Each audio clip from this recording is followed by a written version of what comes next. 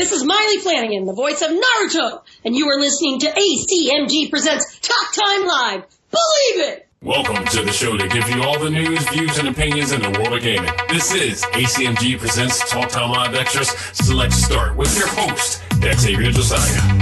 Power up and game on. Ladies and gentlemen, welcome back. This is A.C.M.G. Presents Talk Time Live Extra Select Start. I am your host, Xavier Josiah. Welcome back. I wasn't sure if I was even going to do a show this week because there wasn't too much news. It was really light news this week. And then some things slowly started coming about. We got a few things that we could talk about in the world of gaming. Last week was an explosive week. We had the Mortal Kombat, gameplay review, reveal and everything, and the announcements that came about with that, some news that came out with that, but things started slowing down this week. No big game releases are coming out till probably next week because you got Kingdom Hearts 3 that are coming out. As to whether I'm getting that or not, that I'm still uncertain of that. I mean, eventually I think I will. I don't know if I'm going to get it the first day because I just am not that excited about it yet, but it is like I'm not like diluting it or just dismissing it as not a big deal. It really is a big deal because we've been waiting forever. But that's also partly the reason why I'm not so excited because we've been waiting forever for it. And there's been good reviews out there. Now, I mean, everybody has a pretty much fair review of it. Like it seems like it's worthy of it. It's not like a masterpiece, but it seems like it's a worthy game to play. So I will eventually get the game to check it out and play it and review and talk about it when the time comes. And I'm not sure. We'll see about that. I'm most looking forward to Jump Force, which we'll be talking about shortly. But today's reviews are like 3 reviews. We talked about this last week. I just decided to transition it over to this week, and that is Super Mario Bros. U Deluxe for the Nintendo Switch, the former Wii U game that is now on the Nintendo Switch. I'll talk about that, as well as 2 other games, 2 other classic Neo Geo fighting games that has surfaced over the course of last 2 weeks. So I get a chance to talk about those classics as well. And these are games that that never made the light of day in America. So this is like, to my knowledge, it hasn't, like, it wasn't out in most arcades, or it was near the end of the arcade era or whatever like that. But this is the first time I've ever heard of these games.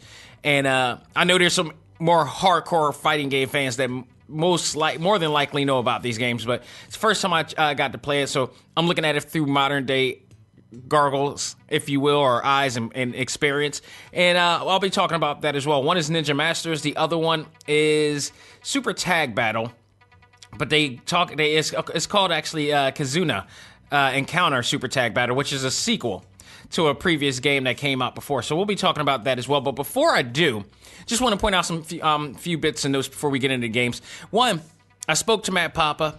He's from NT Creates, and if any of you are NT Create fans, NT Creates, the company that has made a ton of really cool games, such as Azure Knight, Gunvolt. They were involved in Ashanti Games. Their name is on the Ashanti Games, so they were involved in that. KG Inafune is a big part of this as well. And Matt Papa, who's a friend of mine that I met in Philly like a long time ago, and he since left America to live in Japan and work there. If you guys get a chance, if I haven't uploaded it back yet, but I interviewed him ages ago in regards to this, and it was just a fascinating story of somebody really doing what they love doing. And this is a clear example. He is the clear example of, if you really want to do something, you got to go for it. You got to do whatever you can to go for it. He is an inspiration to me, in a sense. Him and Mega Ran, both of them, I mean, they both were at jobs that weren't valuing them as much and they weren't benefiting much from. And they soon left their jobs and pursued their dreams, and they're doing what they want now. And, I mean, Matt is a very good inspiration. He went to Japan, and basically he was looking for a job at a gaming industry. He loves retro games, and you couldn't have found a more perfect place than NT Creates to work with, and having a chance to meet and somewhat work with KG Inafune at times as well. It was just an awesome story for him.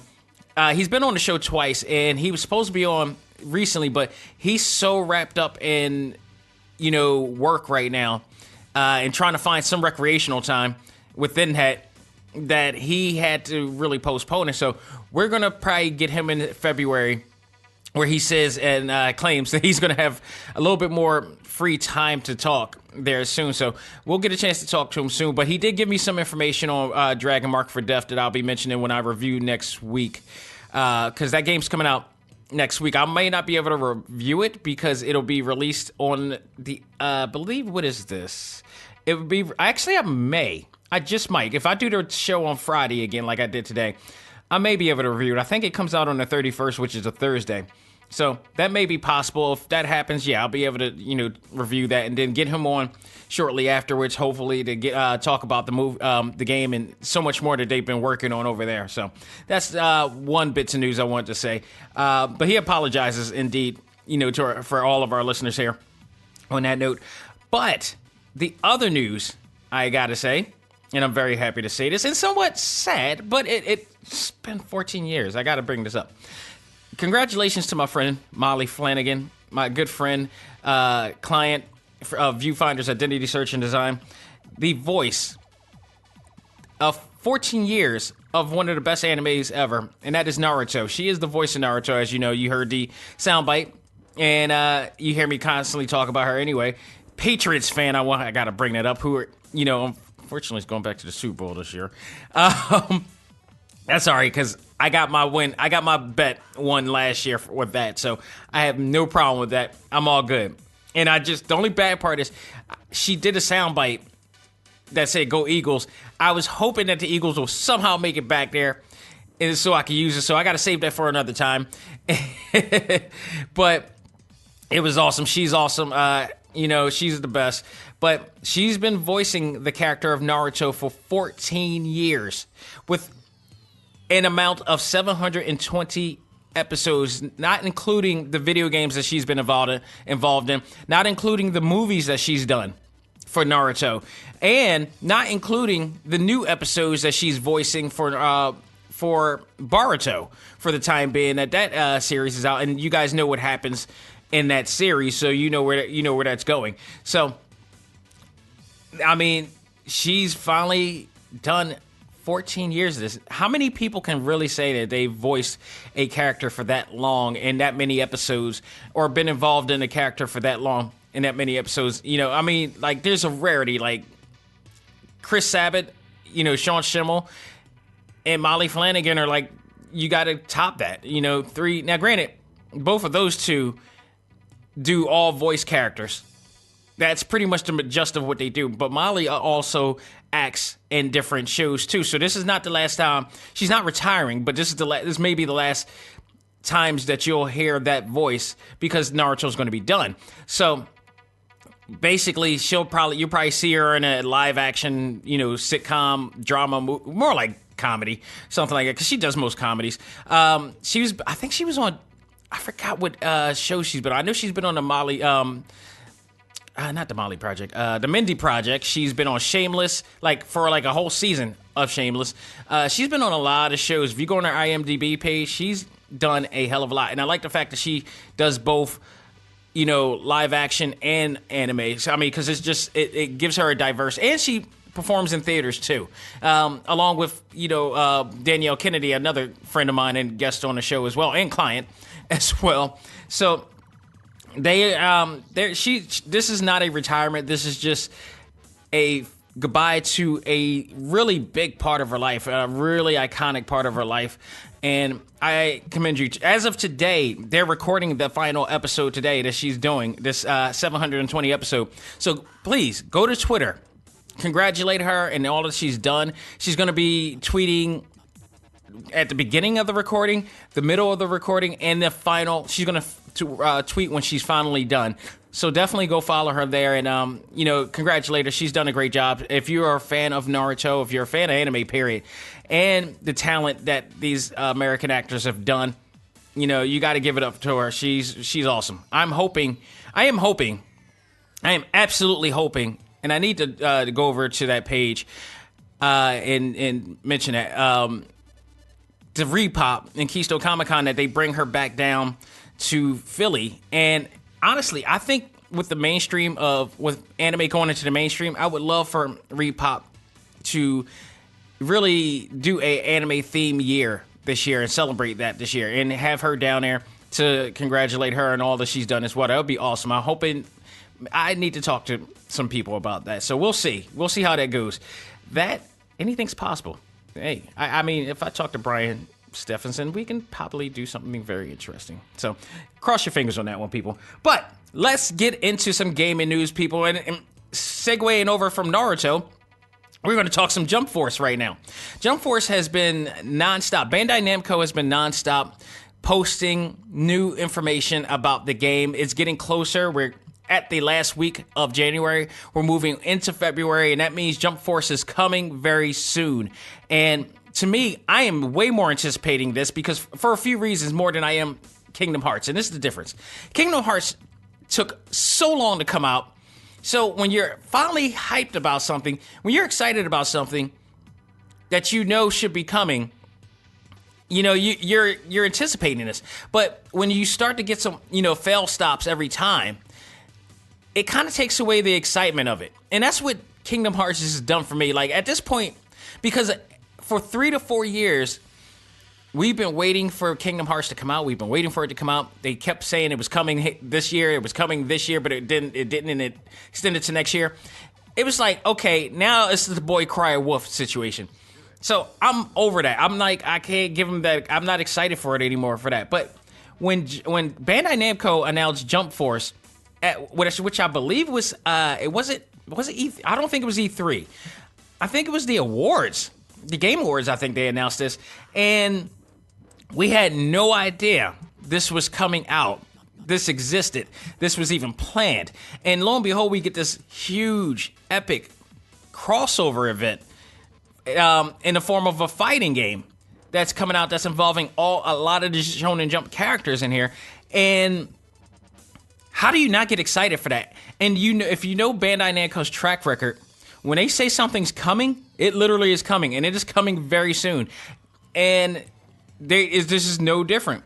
It's coming out in February. We're going to get a chance to check it out and really see what this is about. Well, we got news every day, new characters. We got new things that are going to be developed. The deluxe system, and ultimate packs, which I'll be talking about as well.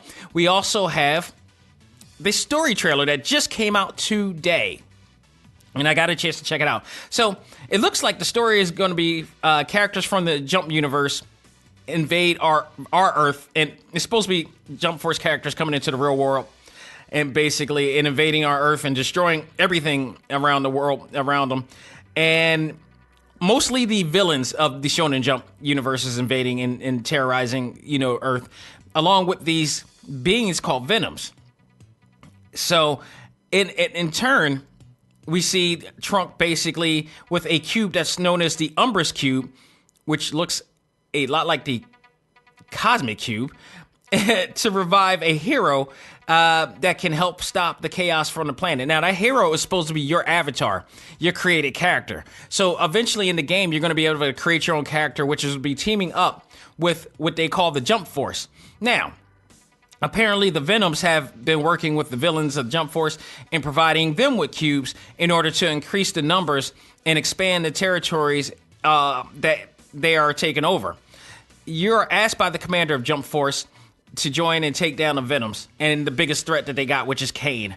Now, here's the funny part about this. As I was looking at this trailer, and I watched it like at least 2 or 3 times to really get an understanding, because it's all in subtitle too, so it just like comes up in flash, so I had to do a lot of pausing every so often. So I hate subtitles sometimes. Or it depends on who does the subtitling. Sometimes people can know how to pace it well and keep the text, the text up and the subtitle text up for a significant amount of time for you to read all of that. But, then you got other times it's just so speedy, you got to pause it. And that's what I really hate about subtitles. I don't care what you millennials say. It's not all that. So, a lot of it, when I watched it, felt a hell of a lot like their version of Avengers Infinity Wars. There's so many I don't want to say so many simulators, because the story itself is not exactly like Infinity Wars, but there's some elements within this game story that comes off a hell of a lot like that of, Infinity Wars. You got the Umbrus Cube, which does look like the Cosmic Cube. You have the biggest crossover ever, much like Infinity Wars did. And then you got this character, Director Glover, who is a kind of a tan-skinned, bald-headed guy, which kind of reminds me of Nick Fury, if you don't mind. He's supposed to be the director of the Jump Force, which is kind of awful, a lot like S.H.I.E.L.D. Then you got the main bad guy, Kane, who just happens to be all designed by Akira Toriyama, by the way. Kane, in this case, is a purple alien-like being with gold armor. How many other people do you know? How many characters do you know that has somewhat gold armor and is purple skinned? They got your Thanos right there. So they also have another character in there. I really forgot her name on there, but it's kind of, the whole thing reeks of the Infinity Wars type of situation in some cases. Not exactly to that extent, but in that case, I just had a conversation with the guy on our A.C.M.G Facebook group because he felt that when watching, what was it? It was Matthew, in fact. Shout out to Matthew out there. You know who you are if you're listening.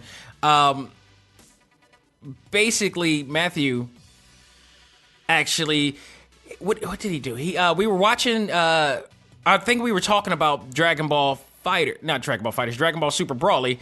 And the funny part about this, all right, if you're really a Dragon Ball fan, you know that a lot of the origin of Dragon Ball is paying homage to that of Superman. There's a lot of, a lot of references, but influences based upon Goku's origin that kind of matches up to the Kryptonian storyline of, Kal-El.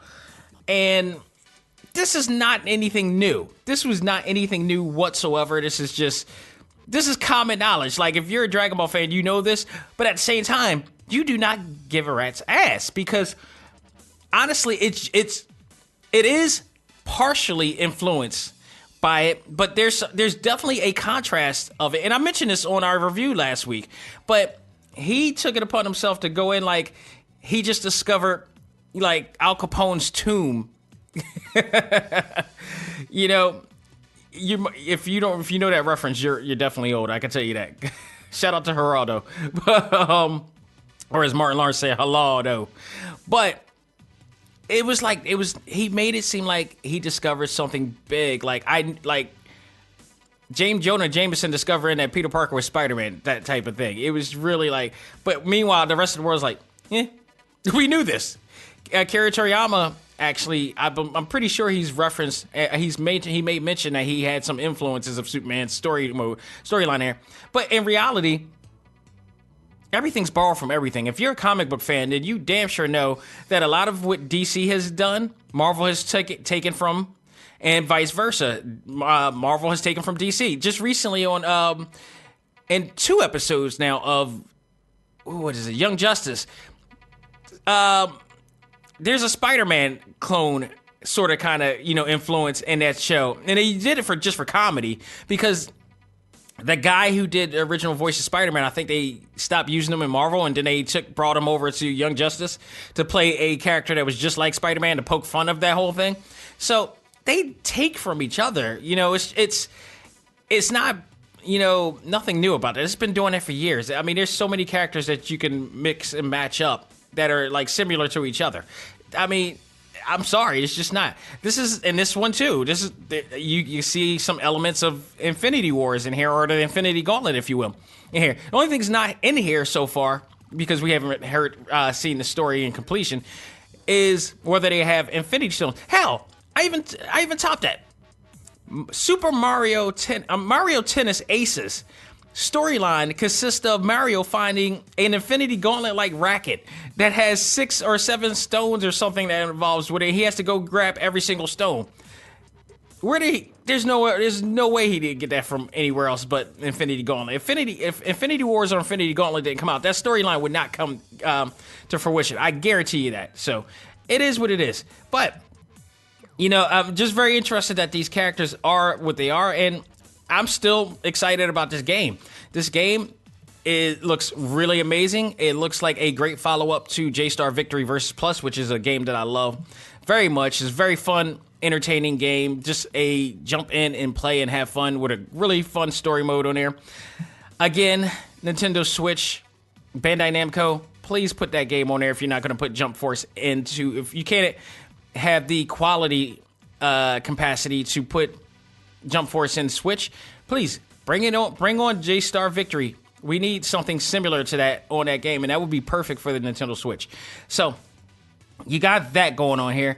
Then, so far we have 42 characters revealed at the latest, and the latest that they just shown was Dai from Dragon Quest. Jotaro has been mentioned and seen in from JoJo's Bizarre Adventure. Boruto is now in, there is a lot of Naruto characters, and Boruto is now the newest entry into the game as well. Gaara has also been the newest entry. Kaguya is actually in the game too. I haven't gotten that far in Naruto yet to know that she was a character in the game. They just started upping new episodes onto Hulu, so I'm catching up with that as well.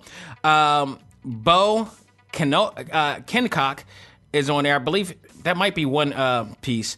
Sabo, which is voiced by Vic Mignogna as well, is in the game as well. Rurouni Kenshin is officially in the game, and I'm not surprised at that because he was in J-Star Victory.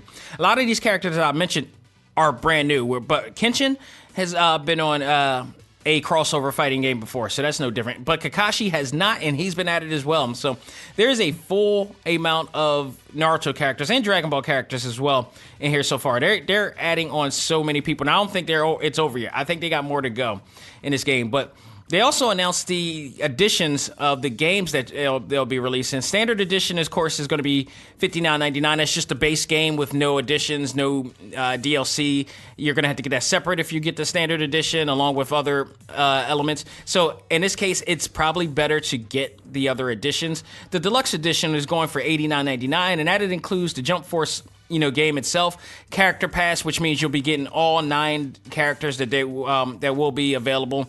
As the time comes, access to each DLC release 4 days before the available digital storefront release. So that's a great addition. Plus, they are saying that you will be able to play the game if you buy this version 3 days before the release of the game. So that is pretty good as well. Ultimate Edition is going for $10 more, $99.99, and which I most likely will be getting. It comes with the core game. Early access to Jump Force Experience 3 days before the official February 15th launch date. So you'll be playing it on the 12th, I believe. So you got that. You got the character pass. You got 9 additional playable characters post-release. Access, of course, to those characters 4 days before the release is available. 16 avatar T-shirts used in the avatar customization. So there are T-shirts that you're going to be able to wear, different costumes, different hairstyles, yada, yada, yada. CAF, Creative Fighter style, customizations. And then you have the Jump Start pack, which maybe consists of some extra elements, RPG elements that you'll be able to work with as well to help you, get through the first eras of the game better. It also includes a consumable in-game item to give players a jump start at the beginning of your journey. Oh, that's pretty much what the jump start pack is. So you got all that. So I'm most likely going to be getting the ultimate pack, the ultimate edition myself. Again, I'm guaranteed I am getting this game. That's just not. I'm an anime fan for life. I am very invested into the Jump Force world for various reasons. I am very much looking for this game, and I can't wait to play it as well. So if you got it, go pre-order it now and get ready. It's coming. So A.O.C. Once again, I am talking about this very lovely woman, this very empowering woman to the people and to the youth. That is Alexandria Ocasio-Cortez. She is once again she's making her rounds. She's making her voice heard. She is being seen. She's not hiding from anybody, including the Republican Party. It's really interesting to see what's going on with her. She is loved by most, hated by many. And you gotta love it. You gotta love it. She's just continuing to reach out to the youth. She appeared in a Twitch gaming stream of, I guess, I don't know this guy in particular. I'm not into this Twitch world, but Bomber guy who was raising money for trans kids. She all of a sudden appeared. I don't think he was. I think unbeknownst to him that she was appearing for this streaming event. And apparently, from what I read, he was extremely excited. There is some clips out there that you could see of her, talking with him on there, and they're talking about things. There's about a 45-second clip, which has her on there, and she mentions that she never really owned a Nintendo 64. Now, the guy was playing Donkey Kong. I believe he was playing Donkey Kong 64 at the time, and she was talking about her memories of Nintendo 64. She said she never owned a 64 before, but she would go over to her cousin's house to play their 64, and they had a ton of games, but the one she remembered and enjoyed the most was Super Mario 64 and Pokemon Snap, which at that point, Bomber guy really went crazy and blitz over. So they also talked about issues regarding the trans community as well. So it was a whole thing. It was only 45 seconds, but they starting that, and that's when the clip went off from there. But she continues to reach out to this younger demographic, which is awesome. And it's also pissing other people off because of what she's fighting for. We're fighting for equality of all types. Doesn't matter what it is. In order to really be heard, we gotta allow people to be heard. I mean, you gotta give people a chance. You gotta give people, the opportunities to see if they can benefit the world the way we know we can to make a better world. If we keep clouding everybody out, if we keep shadowing everybody away, and these people could be the answer to our problems in the world, what's the point? How stupid are we if we're going to keep avoiding people that can possibly be a benefit to this country and make things a lot better for everybody? It just amazes me. But I digress. The stream was a fundraiser, like I said, to raise trans children. The goal was for $200,000. So the thing is, I'm not sure how much this person is raised because I was looking for it. There was no news as to whether or how much. And if it is, I will go back and report it at a later date. But right now, I was looking for how much it raised or whatever, and I couldn't find it. So if anybody knows, please let me know. But either way, the effort is still commendable. Her effort to reach out is very commendable because it's something that nobody else is doing right now. And when you're the only one doing something, it sticks out like crazy, and that's exactly what she's doing. They tried to vilify her as many times as possible for dumb stuff that she did before. And take note, this woman was a bartender before all this, and now she's in Congress. Don't tell me you can't make things happen if you don't want it. Do not tell me that. It's hard. It's hard. It's not going to be easy. But it doesn't matter when you love it. And it's not so hard when you love it. I mean, it is. And when you're so passionate about it, it really isn't. People, stop looking to take somebody down and start helping, embracing what they're doing. No matter what it is, keep embracing what they are doing. Because if you continue to do that, everybody will be, we're in a bitter situation right now where everybody, the community that we're in, the ideology that we're in right now, we're in a really interesting situation. Now, I think social media is failing in such a way that we're all trying to live a life that it's just, we're trying to live this fake life and trying to impress everybody. And the funny thing is, almost everybody's doing the exact same thing, and everybody's trying to, pretentiously be something that they're not online. And to those that they are actually doing the things that they say that they're doing, people shun away from them. It's like, I grew up in the 80s where it didn't matter what you did in life, everybody was proud of you for doing what you were doing and proud for just making something of yourself. It didn't matter what you're doing. There wasn't a certain hierarchy of you had to be a celebrity, you had to be a star, you had to be this or that. You just have to be. I'm doing this show because I love doing this show.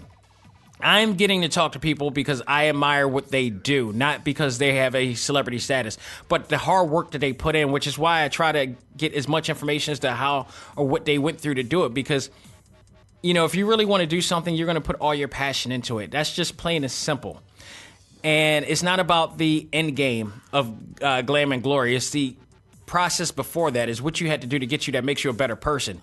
And as a result, you may be, you know, afforded opportunities or whatever because of it. But other than that, all of the guests that I've ever had on the show constantly, majority have said the same thing, that like, it's not about the end game, it's about the journey. And that's what you need to take in.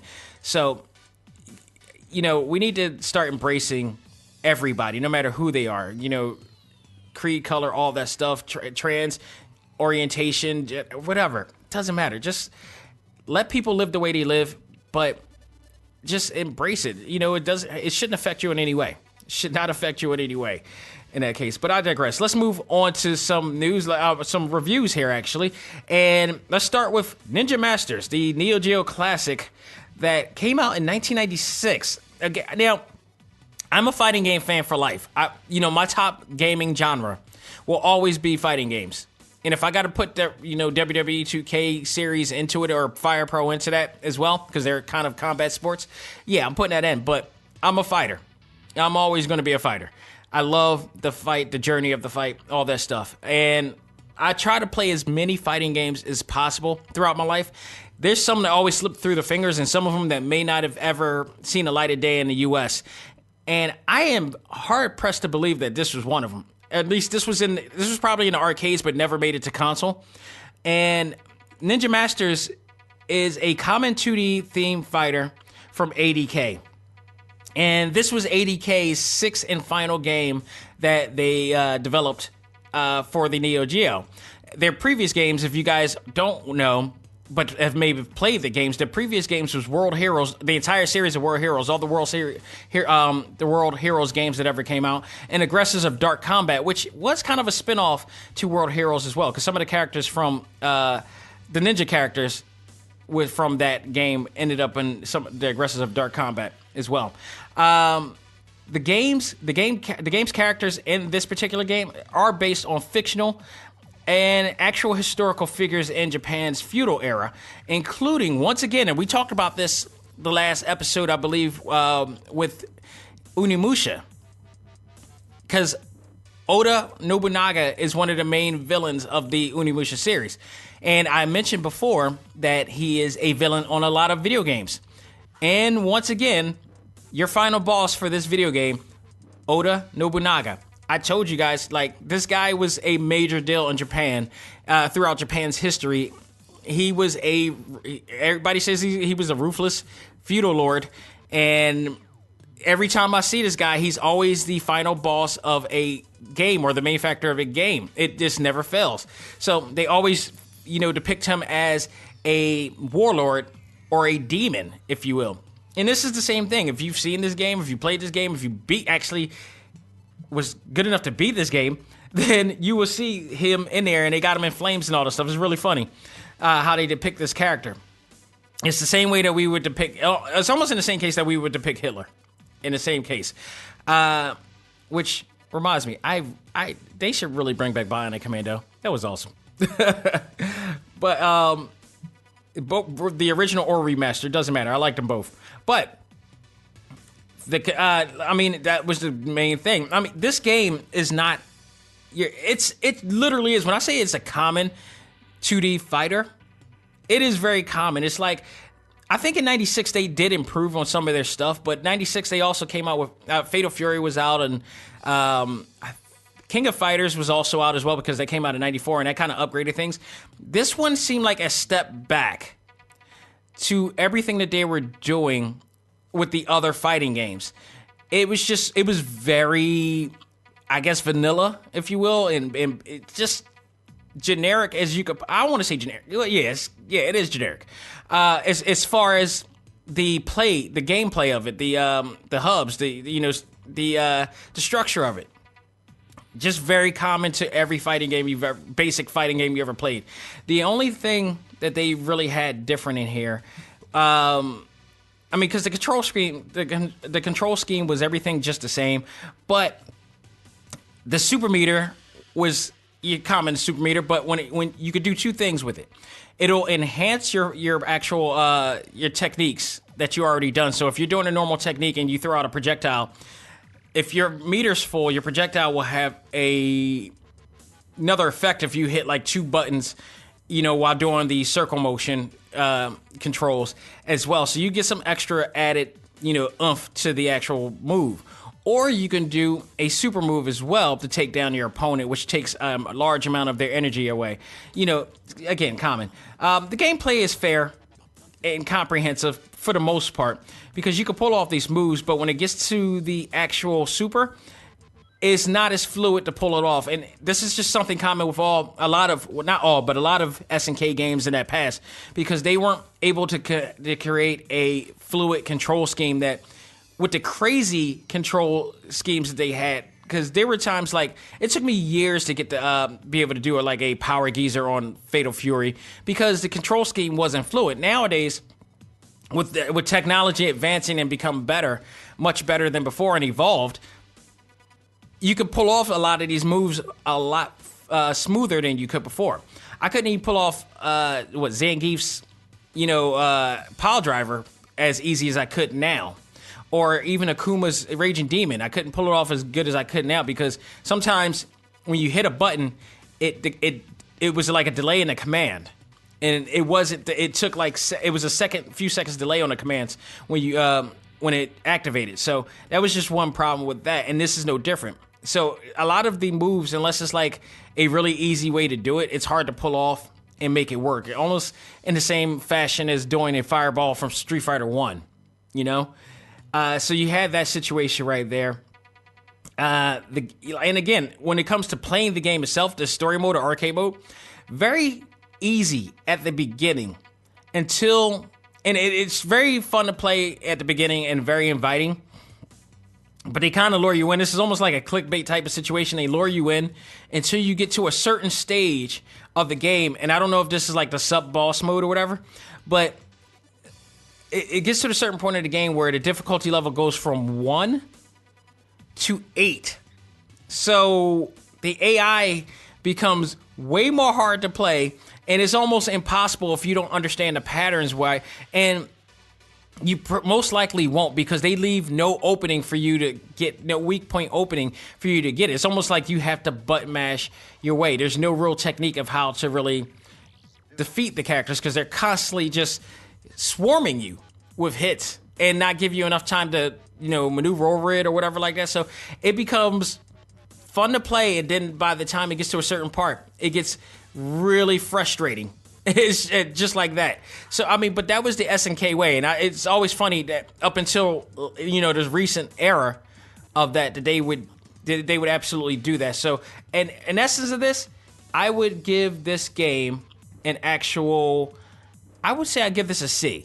And if I compare and contrast to the other SNK games that I've ever played, like Last Blade and Last Blade 2 and all of the Fatal Fury games, the robot games, which are a lot of fun, the King of Fighter games, which are fairly both competitive and challenging, but not too challenging that you can't beat it.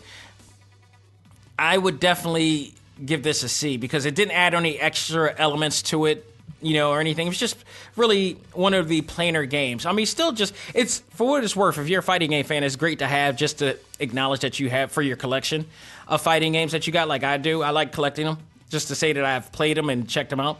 But, if you have a lot of selections like I do, this is going to be like the game that you'll come back to every so often and just to check it out. But this is not like just the replay value of this game does not hang at all. So I give this a solid C for that one. Let's go to also KIZUNA Encounter Super Tag Battle, which in fact is a sequel to a previous KIZUNA game that was out before. That was just a one-on-one fighting game with kind of a 2D panel, much like you see with Fatal Fury games in there. And it was more like it was 2D, but you could also go up top too, which is something that you couldn't do, and try to hit them using a projectile weapon or whatever from the top level of the game stage. So this time, and basically the story is this. King Leo promotes another battle of the best gods. And I'm getting this from Wikipedia, by the way, so I don't know how accurate this is. But King Leo promotes another battle of the best god tournament in order to take down Sho Hayate, which is the character from the original game, from the first game. I do own that game, I believe, for PlayStation, for my PlayStation 4, but I haven't got it for the Nintendo Switch, which is available, by the way, as well. This time, however, they changed it the tournament from traditional 1-on-1 rules to now, in its place, a new tag team rule set. Now, this is the part that makes the game so much fun because it's simple, and it's a simple tag format, which is very different from any other tag format that you play, and this is awesome. Savage Reign was the original series that I believe that the game was called, by the way, and it is both of these games I believe are available on all platforms as well. The great part about this game is the tag feature that I love so much because it plays along the same rule sets that you would have a tag team wrestling match, and saying like one can only tag their partner in if they're in the same area inside as the tag partner, as their tag partner. So there's a red corner and a blue corner. If you're on the left side, you're representing the red corner, and you got to go back to the red corner to tag your partner in to continue the fight. And much like a tag team match, if like in tag team wrestling, if you pin the guy on the mat and you're not being saved by your partner, you win the match. It's one fall. It's just one fall. There's no elimination to the tag at all. This case, if you need to beat the partner, you need to beat the opponent completely. And once you beat one opponent of the two-man team, of the tag team, that's it. The fight is over. So it takes elements from tag team wrestling and use it in a fighting game format. And I think that's really, really cool concept because King of Fighters does not do that. The other, tag battle games that you ever play doesn't do that. I think Blaze Blue Tag Battle actually does that in their own way as well. I believe they do it as well like that, but they do it. The presentation of this really makes it seem like there is a tag battle. There is an actual tag team battle going on here. So that part is cool. The other thing too, the only negative I got to this game is the same negative I got with Ninja Masters. It's fairly easy at the beginning till you reach reach King Leo, who's the sub boss in here. And again, level 1 to level 8 kicks in, and King Leo whoops on your ass and does not leave any openings at all. There is no room for countering. There is no countering technique in this game for you to even get through it. You can end up damaging him upon you actually getting in there. And I didn't mention this before either with Ninja Master, is that there is somewhat of a combo system in that game too, and there's a combo system in KIZUNA Encounter as well. But you still got to find your way in. You really got to press hard to figure out how to get this guy. There are people who have beaten both games. Don't get it twisted, but it is hard. It is frustratingly hard that it just go from point A to point B.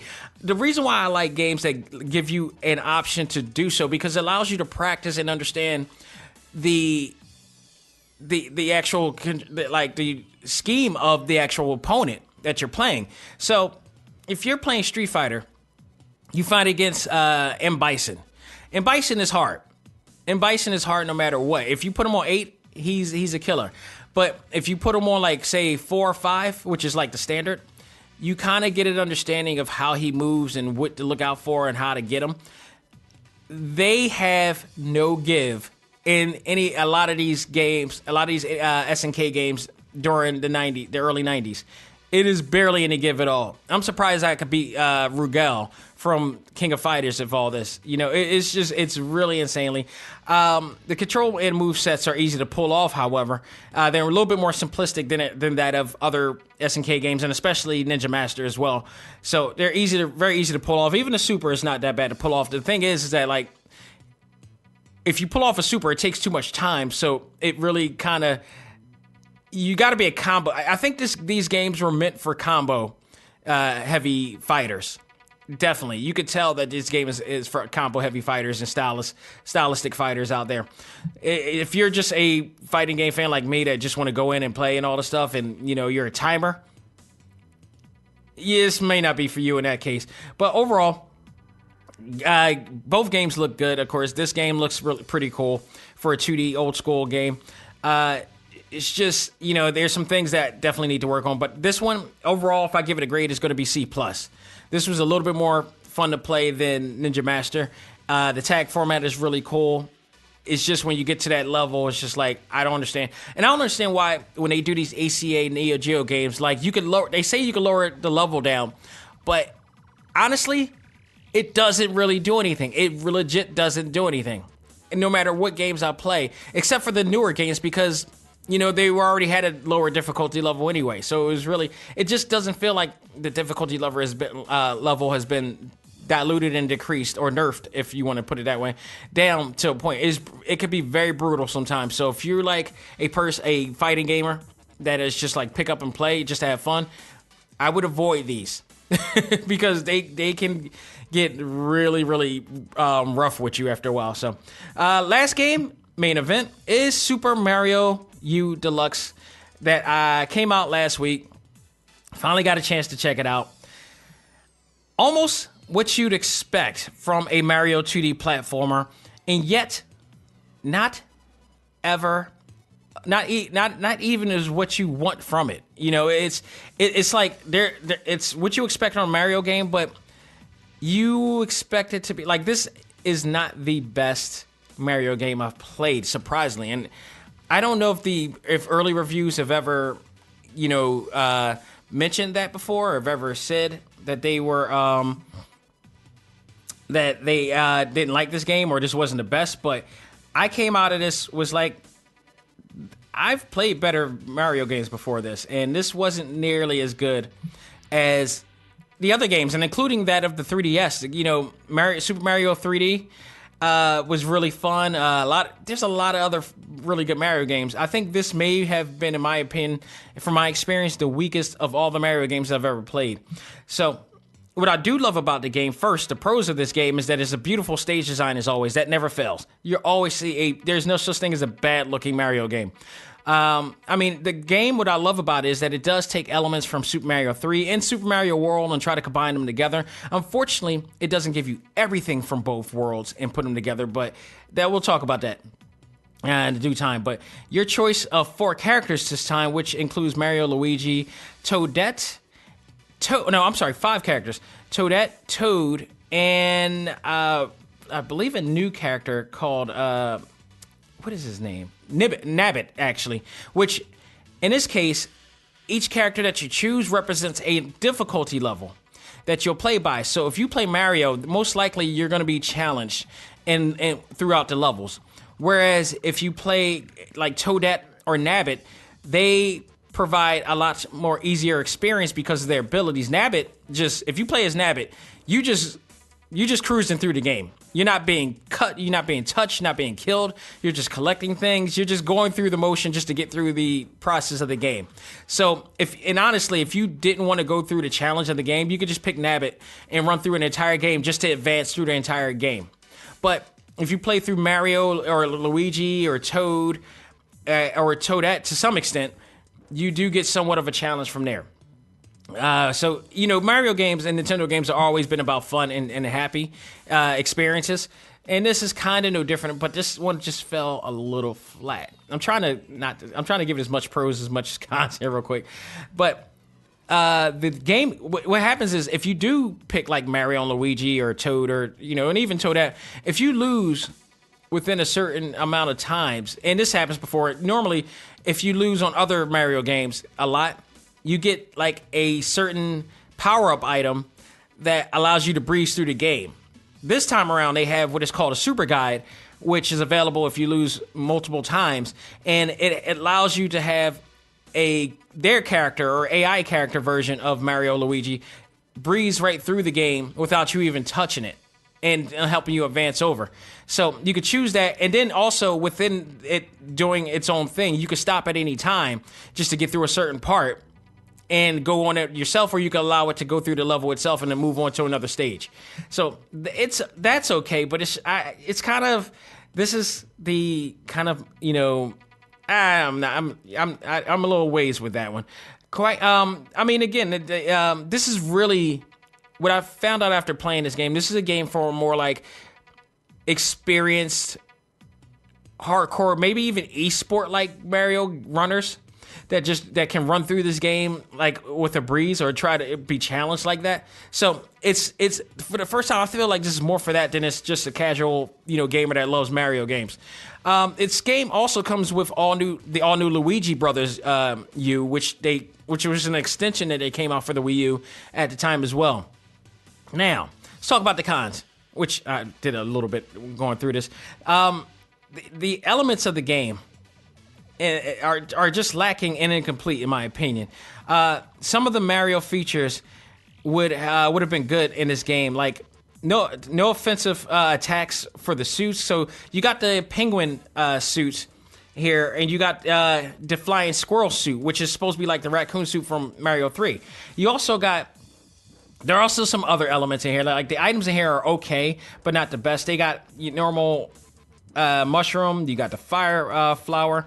You got the new acorn one, which is for the flying squirrel. You got now a freeze flower, which allows you to do frozen, which is pretty cool. I like that one. There's a special exclusive power-up for just Toadette because it allows her to change into Princess Toadstool or Peach in there. There's now a mushroom, a blue mushroom, that shrinks you so you could get in, infiltrate certain little spots. And of course, you got the propeller mushroom as well, which gives you propeller abilities. You have the P, like I mentioned before, the P, the P acorn, which gives you that ability to breeze through everything else, but you can still die. And then the star power-up is still there as well, of course. So you got those elements, but when you had, like, say, in Super Mario World, you had the cape. There were some defensive and offensive attacks within it. When you had the actual raccoon suit, you could whip the tail to hit any of the Goombas or the Koopas or whatever like that back then. The raccoon suit or the penguin suit does nothing, except the flying squirrel suit just flies. It really doesn't have any other real power-up abilities as far as I know, other than that. And the penguin suit, it's like you could swim through the water better. That's it. So I was very surprised at that one too. Like it's and in some cases, the other thing is too is that like it's sometimes a little bit too challenging. You know, in this case, and a lot less fun than say like Odyssey or any of the 3DS games. So it's playable, but like I have so many other Mario games that I can play, rather on the Switch or the 3DS, that are so much more fun to play than this one. What I do like too, and the other thing I forgot to mention, is that the Koopa kids are back. That is another plus that I love about the game. I always love the concept of Koopa having all these kids, no baby mother for some reason, but just to imply that he actually had the kids. Maybe he laid them, I don't know. But he had all the Koopa kids is back from Super Mario 3. I always loved them because I loved the character designs of all of them, as well as Koopa Jr. as well, and is on here as well too. So the story is pretty much the same as what you expect. That's why I didn't mention the story. It's like you play one Mario game, you play them all, same old. We still enjoy it nonetheless. But you know, if you really want a really, really great Mario experience, Odyssey is the best of them all, in my opinion. Odyssey is absolutely the absolute bona fide best Mario game that you could possibly play and enjoy, that celebrates every other Mario game before that. It's awesome. I love what they did with that game, and it's just, oh man, go for that one. This one, I wouldn't.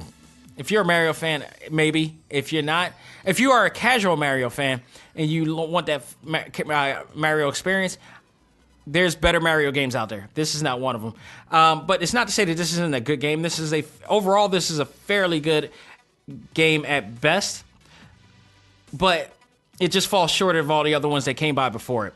So it really lacks the fun of the other games. But with some additional options, techniques, abilities, this game could have been far better of an experience that it could have. And therefore, if I give it a grade, it'll be a solid B. at best. And that's still saying is good compared to other games out there and stuff like that. So, go for your own. But if I would say go Odyssey or go somewhere else, if you got a 3DS, go for that as well. So even Mario Maker would be a better fit than this in this case. And I'm waiting. I know that's coming on the Switch sooner or later. So we'll see from that point on. But ladies and gentlemen, that will do it for this edition of A.C.M.G. Presents Talk Time Live Extra Select Start. Thank you so very much for joining the show again. Please check us out again on TalkTimeLive.com, iTunes, iHeartRadio, Stitcher, Google Play, and Podbean if you're there too. And I believe some other places that I have never put my podcast in that people can check it out. I'm finding out here too as well.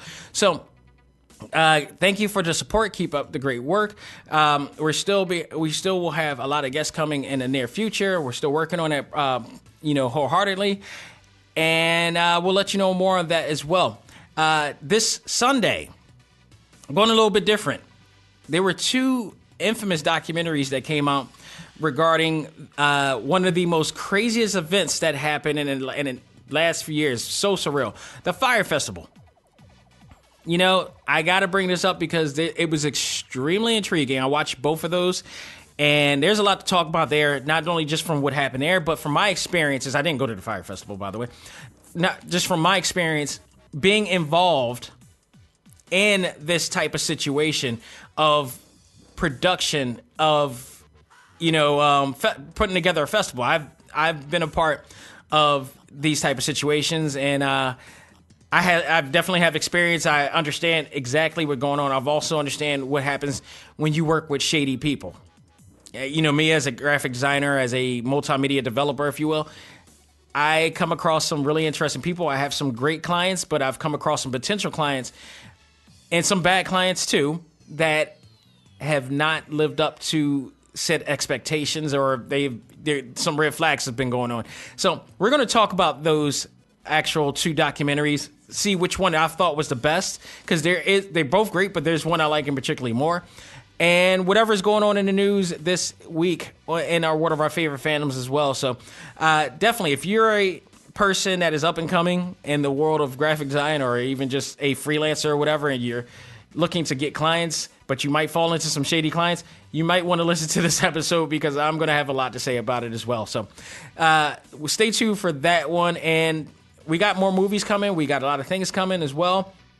My last thing to say, please, look out for those who are in need of your attention, of your, of just in general, just your help. There's some people that has been affected from malicious acts of sexual assault,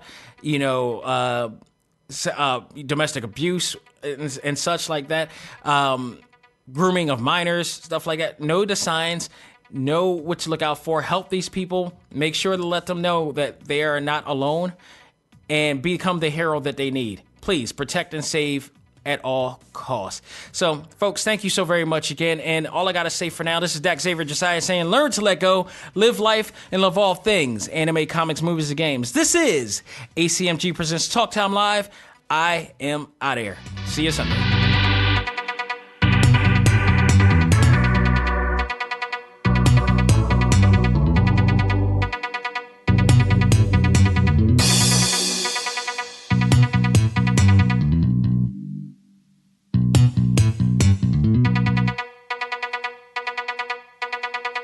This episode of A.C.M.G. Presents Talk Time Live is brought to you in part by Viewfinder's Identity Search and Design. Your choice for web design, graphic design, and all multimedia development needs. Visit VFISAD.com and let us bring your vision to reality.